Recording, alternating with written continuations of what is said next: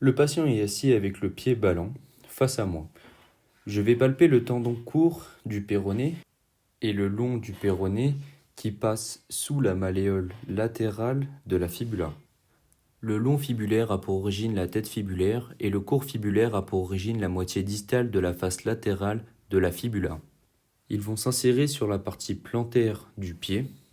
Le long va aller sur l'os cunéiforme médial du premier métatarse, tandis que le court va s'insérer sur l'apophyse styloïde latérale du cinquième métatarsien.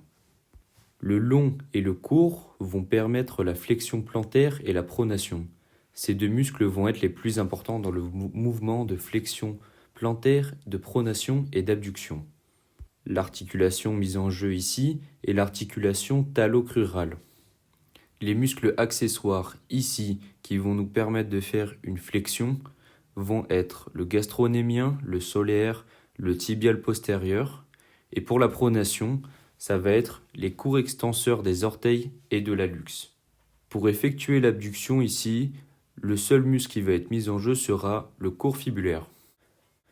Pour effectuer les bilans musculaires, nous allons demander au patient de mettre son pied vers le bas et vers l'extérieur.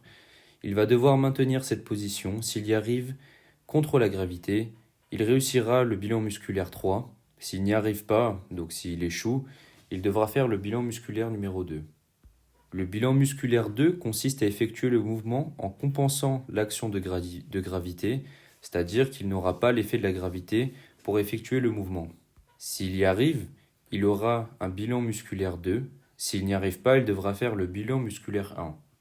Le bilan musculaire 1, lui, consiste à accompagner le patient dans le mouvement pour trouver une contractilité au niveau latéral, au niveau du court et du long péronnier. Si on sent une contractilité quand le patient fait le mouvement, il sera alors en bilan musculaire 1. S'il n'y a aucune contraction ou sensation de contractilité au niveau de la jambe, il sera alors en bilan musculaire 0.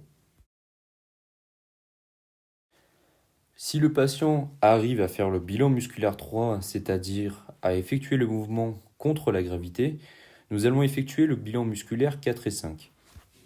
Le bilan musculaire 4 consiste à effectuer une force modérée contre le mouvement du patient.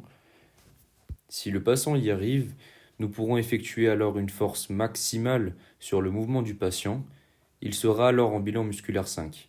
S'il n'arrive pas avec la force modérée, le patient sera alors en bilan musculaire 4.